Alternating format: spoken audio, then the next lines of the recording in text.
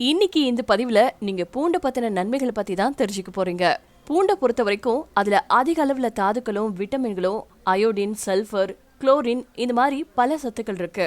அதுலயும் பூண்டை நீங்க வெறும் வயிற்றுல சாப்பிடும்போது அதனால இன்னும் பல நன்மைகள் கிடைக்குமா. குறிப்பா பூண்டை நீங்க பச்சையா சாப்பிட்டீங்கன்னா உடல் எடை குறையும், அது மட்டும் இல்லாம உடல்ல நோய் எதிர்ப்பு சக்தி அதிகரிக்கும் அப்படின்னு சொல்லியிருக்காங்க. நிறைய பேர் சாப்பாட்டுல பூண்டை சேர்த்துக்கிறத ரொம்ப ரொம்ப விரும்புவாங்க. ஒரு பொரி வறுத்து சாப்பிடும் போதோ இல்ல பூண்டு சட்னி பிரியர்களோ இல்ல ஒரு லெமன் சாதம், புளி சாதம் இல்ல புளிக்குழம்பு இதுலலாம் பூண்டை தனியா வறுத்து அதை மட்டும் பொறுக்கி சாப்பிட்றவங்க நிறைய பேர் இருக்காங்க. அந்த அளவுக்கு பூண்டு விரும்பிகளுக்கான ஒரு சந்தோஷமான விஷயத்தை தான் இப்ப நான் உங்களுக்கு சொல்ல போறேன். பூண்டு சாதாரணமா டேஸ்ட்டுக்கு மட்டும் இல்லைங்க, நம்முடைய உடல் நலத்துக்கும் ரொம்ப ரொம்ப சிறந்ததா. பூண்டு சாப்பிடறதுல எவ்வளவு நன்மைகள் இருக்கு அப்படிங்கறத பத்தி தான் இப்ப நான் உங்களுக்கு சொல்ல போறேன். ஆரோக்கியமான பற்கள், வீக்கமடைஞ்ச ஈறுகளுக்கு சிகிச்சை அளிக்கிறதுக்கு பூண்டு ஒரு நல்ல மருத்துவமா இருக்கு.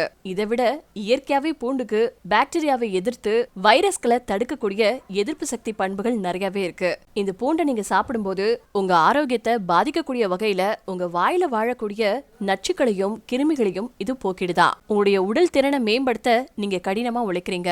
உங்க உணவுல அதிக பூண்டு சேர்க்க நீங்க கண்டிப்பா முயற்சி செஞ்சே ஆகணும். ஒரு குறிப்பிட்ட அளவு பூண்டை நீங்க உணவுல சேர்த்துக்கும் போது, நீங்க உடற்பயிற்சி செய்யும் போது உங்க இதயத்தினுடைய சுமையை அது குறைக்கிறதுக்கு ரொம்ப ரொம்ப உதவுது அப்படின்னு ஆராய்ச்சியில கண்டுபிடிச்சிருக்காங்க. கூடுதலா ஆதி காலத்துல இருந்தே பழங்காலத்து கிரேக்க வீரர்கள் அண்ட் ஒலிம்பிக் விளையாட்டு வீரர்கள் அப்புறம் கனமான உடல் வேலைகள்ல ஈடுபடக்கூடிய மக்கள் பூண்டை பரிந்துரைப்பாங்களா. இது கடின உழைப்புக்கு கொஞ்சம் இலகுவா இருக்கும் அப்படின்னு சொல்லப்பட்டிருக்கு. அதே மாதிரி வயசானதுக்கு அப்புறமா பூண்டு ஆக்சிஜன் ஏற்ற அழுத்தத்துக்கு எதிராக செயல்பட முடியும் அப்படிங்கிறதுக்கு ஆதாரமும் இருக்கிறதா தெரிய வந்திருக்கு. அதே மாதிரி நம்ம சோர்வா இருக்கக்கூடிய நேரங்கள்ல பூண்டு சம்பந்தப்பட்ட உணவுகளை சாப்பிடும்போது ஆக்சிஜன் ஏற்ற ஆற்றலா மாறி வயசா இருந்தாலும் சரி, நம்ம இளைஞர்களா இருந்தாலும் சரி, நம்ம உடம்புக்குள்ள ஒரு நல்ல மாற்றத்தை ஏற்படுத்தி அதை நம்மள உற்சாகமா மாத்திருமா. ஏன்னா இந்த பூண்டு நம்ம உடம்புல இருக்கக்கூடிய செயல்படாம இருக்கக்கூடிய செல்களை அழிச்சு நம்ம மூளையை மெதுவாக்கி ஆக்சிஜனேற்றத்தை வாரி கொடுத்து நம்மளை எப்பவுமே சுறுசுறுப்பா வச்சுக்குமா.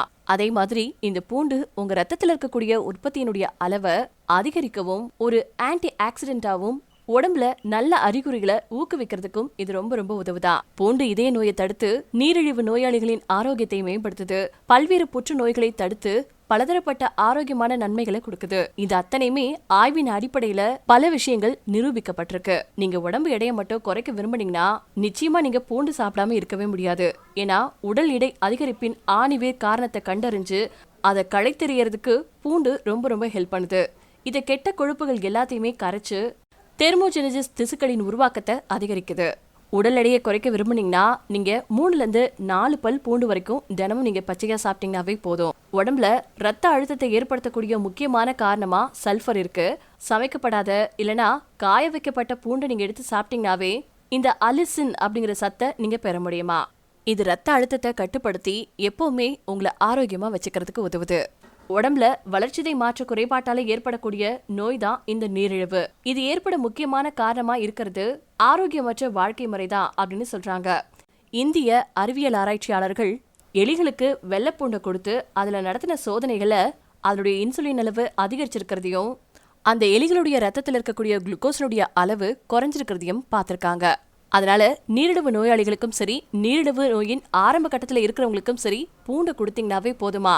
அது ரத்தத்தில் இருக்கக்கூடிய குளுக்கோஸ் அளவை குறைச்சு இன்சுலின் அளவை அதிகரிக்க ரொம்ப ரொம்ப தூண்டுதுன்னு சொல்லப்பட்டிருக்கு. அண்ட் இது மட்டும் இல்லாம இருமல், சளி, கொலஸ்ட்ரால் குறைப்பு, இதய நோய் சம்பந்தப்பட்ட விஷயங்கள், இப்படி எல்லா விஷயத்துக்குமே பூண்டு ரொம்ப ரொம்ப ஹெல்ப் பண்ணுதா.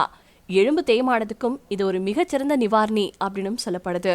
கர்ப்ப காலத்துல இருக்கக்கூடிய பெண்களுக்கு வெள்ளை பூண்டை சாப்பாட்டுல சேர்த்து கொடுத்தீங்கன்னா உடல் எடை கட்டுப்பாட்டுல இருக்கும்.